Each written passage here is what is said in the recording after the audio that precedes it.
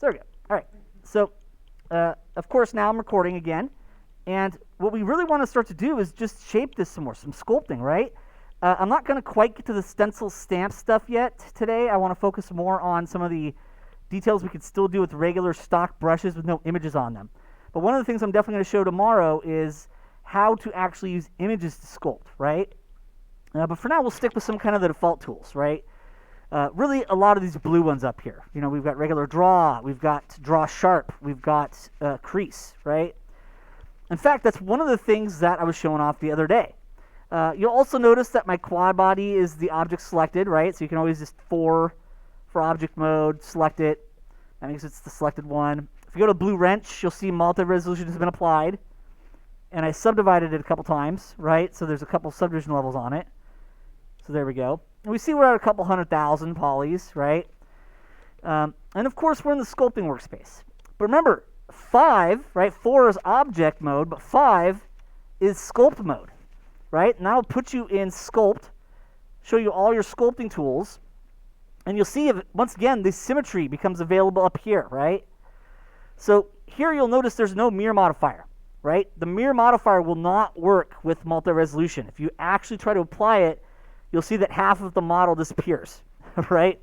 So when it gets to doing sculpting, you really want this fully mirrored, right? You want the mirror modifier to be applied, not there as a modifier, right? Because it's kind of weird because you add the modifier, and it's more appropriate to say add a mirror modifier because it stays there and you can change the properties. When you actually apply it, it makes it for real, right? The modifier's gone. It's one solid mesh. There's no symmetry anymore. So keep that in mind. You might see something like right here. I think that's just some of the edge loops didn't get properly merged there. That's okay because the armor keeps hold of it. If need be, that's always one of those things. We could always do something like maybe 2 for edge mode, right?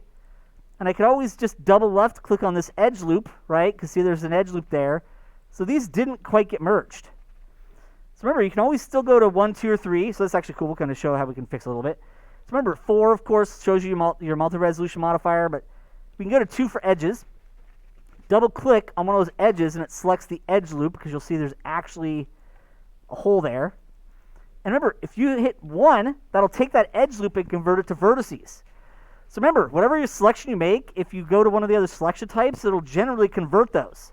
So I selected edge loops, but then I hit 1, and they're all of a sudden vertices. So I can right-click, and I can go to Merge Vertices, right? Right-click brings up your Vertex context menu, Merge Vertices, and I can go by distance, right? At center, we'll merge them all to a center vertex. Cursor will do it to wherever you have cursors placed. Collapse will try to do them independently, but it doesn't quite work that way here. But distance is what we want here. In this case, I can go to the distance control right here, open it. Let's turn this up a little bit. And you see how that merges those? So you can always merge those. If you have that problem, those can always be fixed. And then, of course, I go to 4. And you notice how that's fixed, but we didn't ruin our multi-resolution modifier? We can see there's one more slight problem spot down here.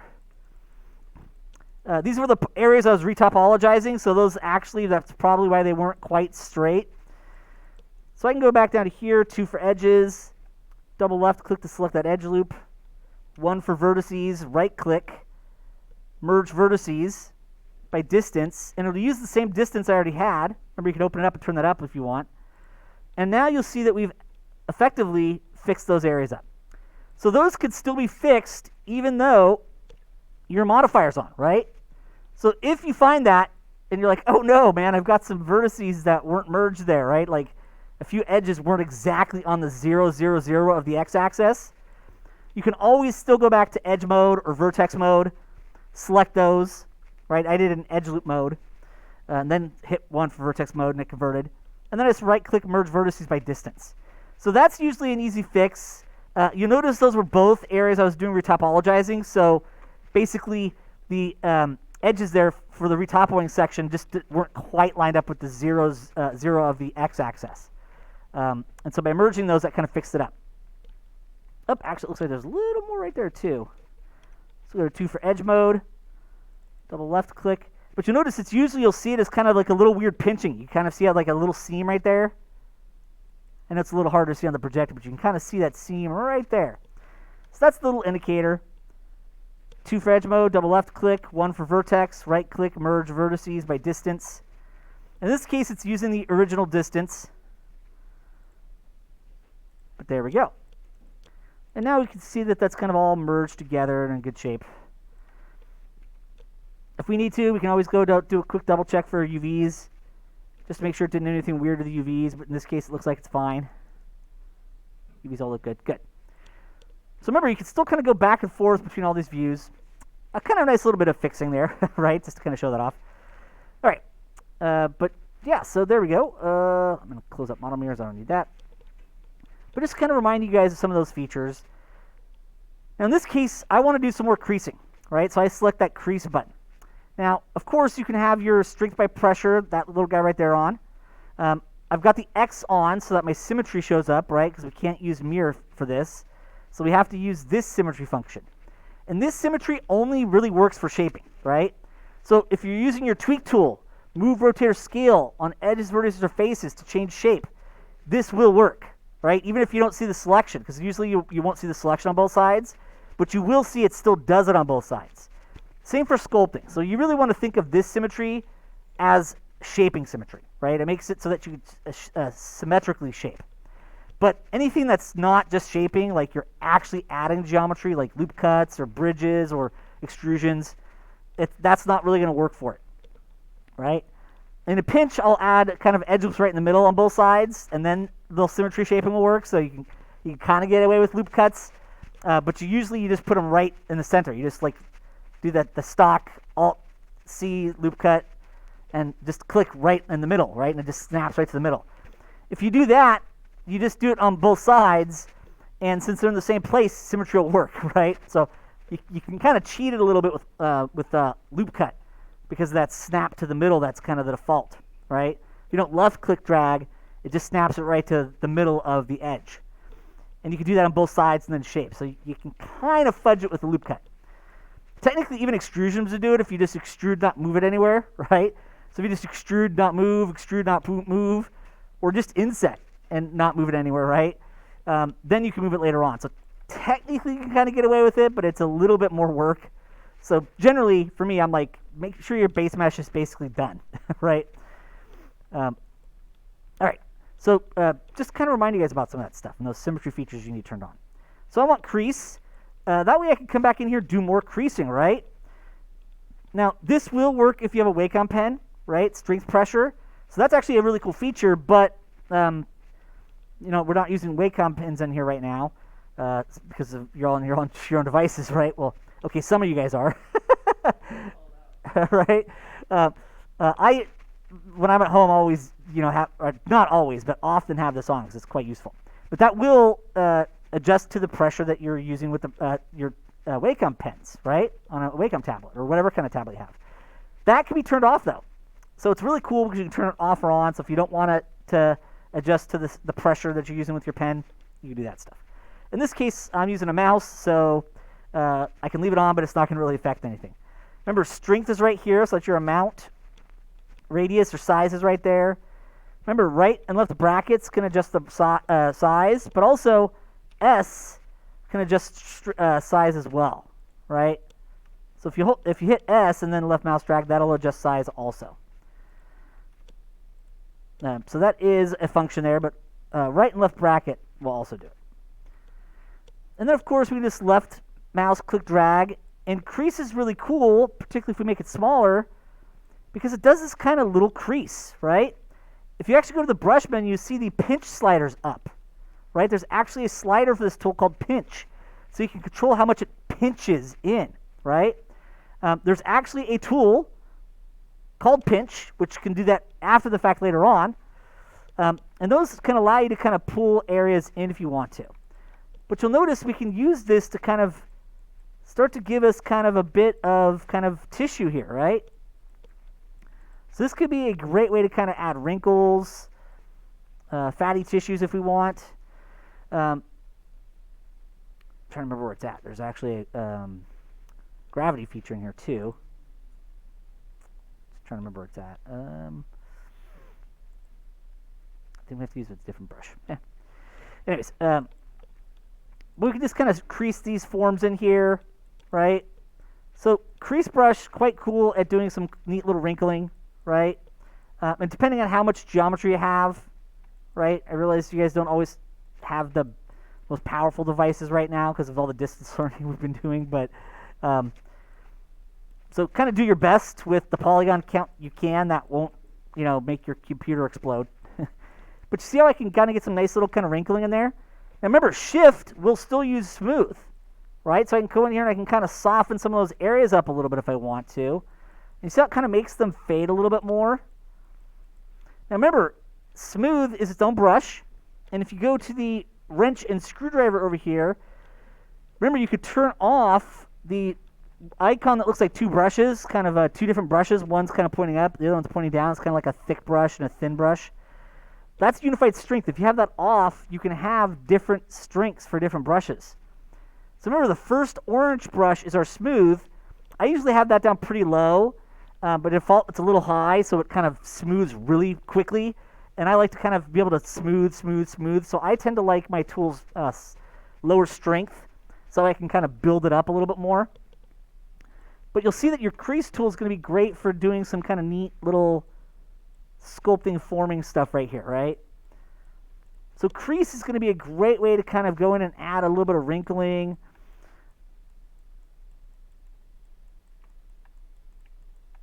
All right, and it can accentuate some areas that we already have a little bit here.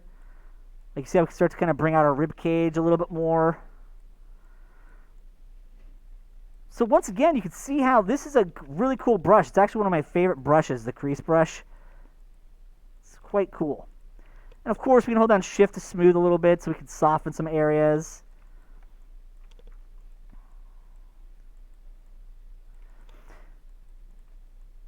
But you see, this really is going to allow us to start to develop and pull out some of this form.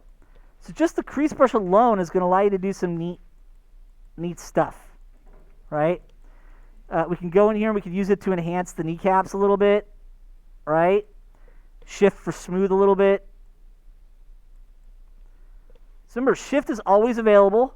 I can do a little bit of creasing on the top of that kneecap there as well. Shift to smooth. In this case, we could get rid of a lot of the crease there, but it still kind of creates an indent for us. We can go to the back and we can give a bit of creasing to kind of the...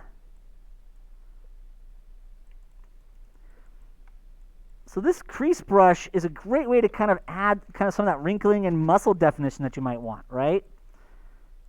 We can come in here and we can crease this a little bit, maybe kind of give a little bit of creasing there. So don't be afraid to come in here and just really kind of apply some neat creasing just to kind of really pull out some of that shape, right?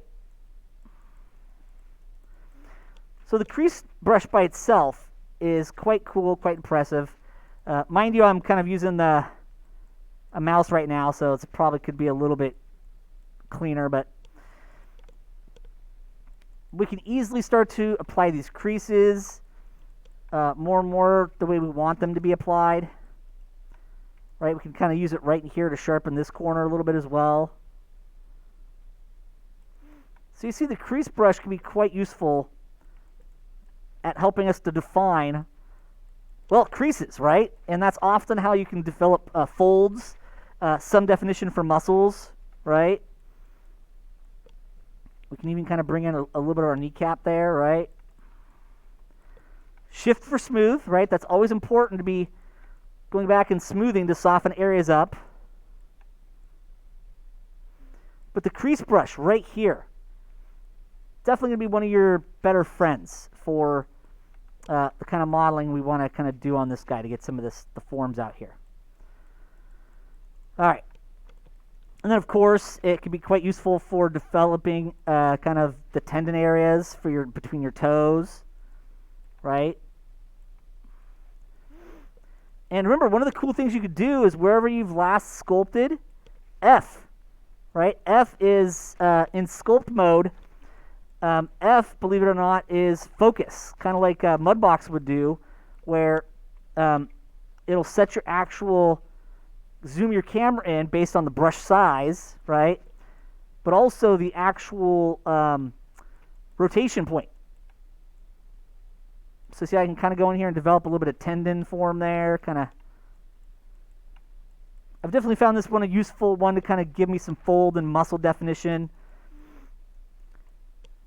But see how automatically it's already looking more interesting? We can give kind of some further kind of ridging, you know, like how snakes will often have that, right?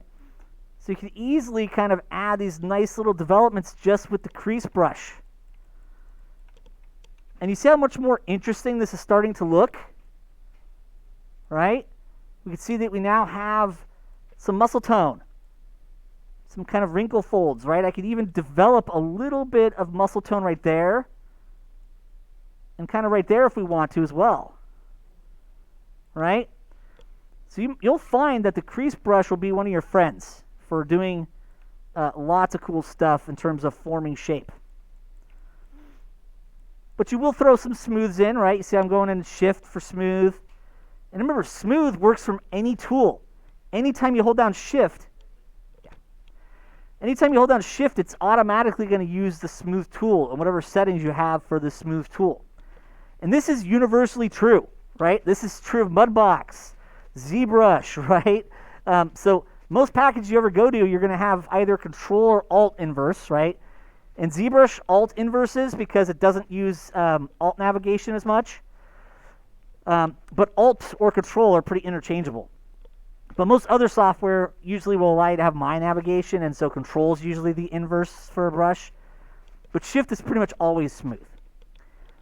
So we can see just right there with the crease brush, we've been able to develop a lot more tone.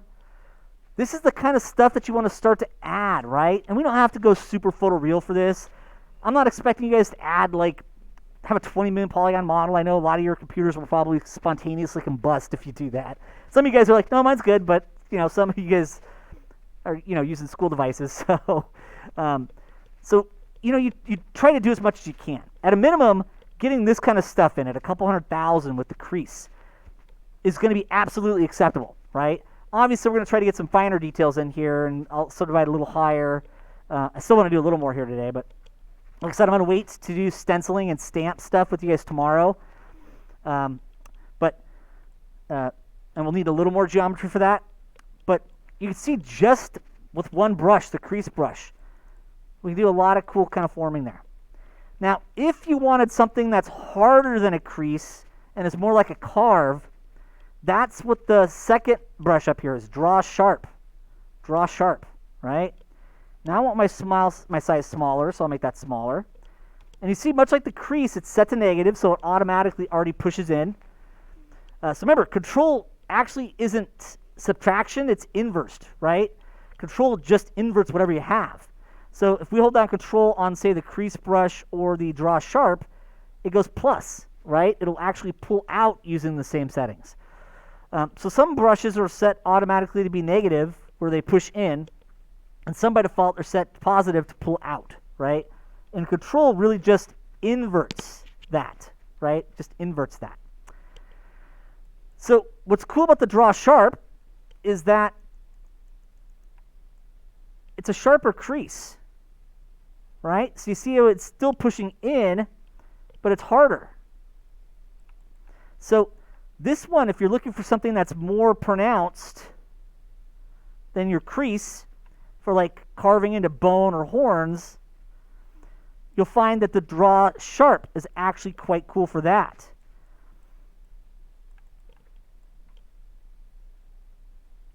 So Draw Sharp distinct, right? This is what crease would do at the same brush size. See how it's more subtle? It's kind of got a less harsh, it's got a more subtle fade from the valley, right? Than Draw Sharp does, right? And you notice Draw Sharp is not even necessarily using pinch and all that stuff. It's just, you know, got some of its own settings for it. So Draw Sharp, kind of cool.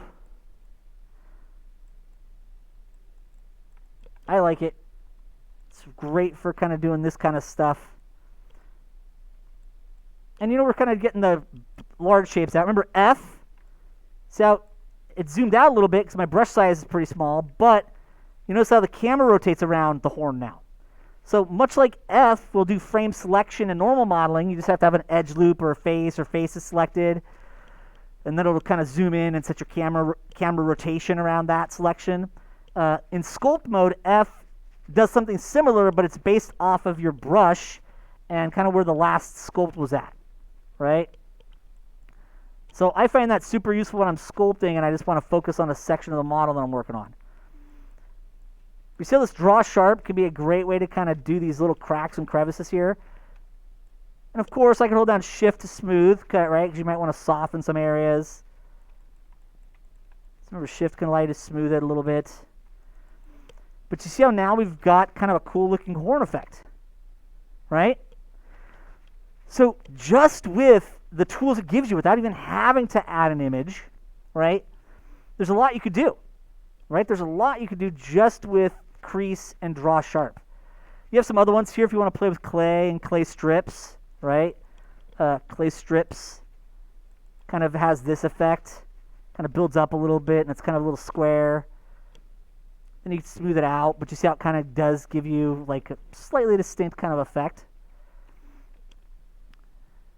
There's inflate or even blob, right? Blob kind of inflates stuff, so I find if I want to kind of create like what looks like a kind of bunch of tumors on a character, blob can actually work pretty well for that, right? So, you know, as they say in Kindergarten Cop, it's not a tumor.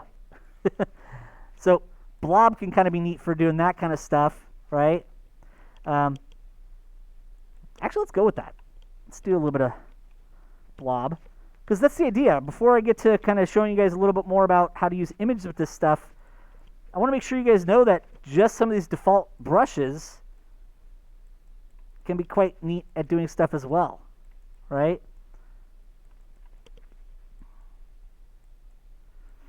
So you might like blob for kind of doing some of this stuff here.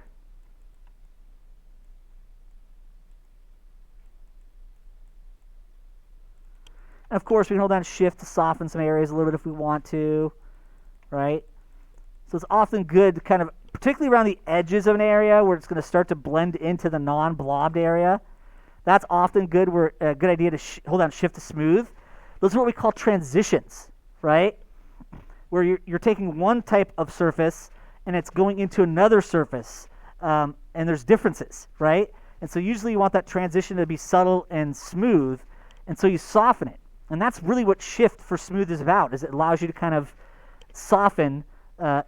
If you go too far to oblivion, right, it'll soften it away, right? There's a point where you could smooth something totally out, right? So that's one of the reasons why I like my smooth brush to be a low setting, so that way I'm not smoothing it out of existence, right? But you will find that smoothing is one of your favorite tools, Shift, and you just go and you soften some areas up. And then, of course, if I want to keep adding a little bit of blob, I can, right? So I can keep going a little bit if I want to. But, you know, blob's kind of neat, right? And you see it's got magnify on, right? You see how inflate doesn't have that? So it's kind of partially what it does. It's kind of as you keep going with that, like if I just keep going with the same one, it kind of just keeps growing it out and making it kind of like a kind of pustule, right? So kind of neat, kind of cool, right? You have some of these neat functions that you could use. If you wanted to kind of pinch some of these guys in, remember you can go down here to some of these other ones like pinch, right? And pinch actually kind of pinch these in, right? So if I make the brush size bigger, pinch pulls stuff inward, right? So if you want to pinch a couple of these lines together or thin out some areas, you can. So that's what that crease is doing, right? Is it's kind of got some pinch turned on in here, right? But there's actually a pinch brush which does it on its own, right? So you actually have a brush if you want to go back and pinch some areas a little bit. But what pinch does is it takes the geometry around the brush and it pulls it towards the center of the brush, pinching it inward, right? Isn't that what you do when you pinch somebody or you pinch fabric or something like that? your index and your thumb, and you pull them together to kind of pull whatever you're trying to skin if you're, pinching somebody. But, it can be fabric, cloth, paper. So it's really just pulling towards the center. So a big part of what I want to show today was really just some of these tools, right, that you can actually use to do some cool stuff, right? I can come back in here with a little bit of crease if I wanted to, just to kind of accentuate this area a little bit more, kind of say, hey, we want this to kind of have some folds in here.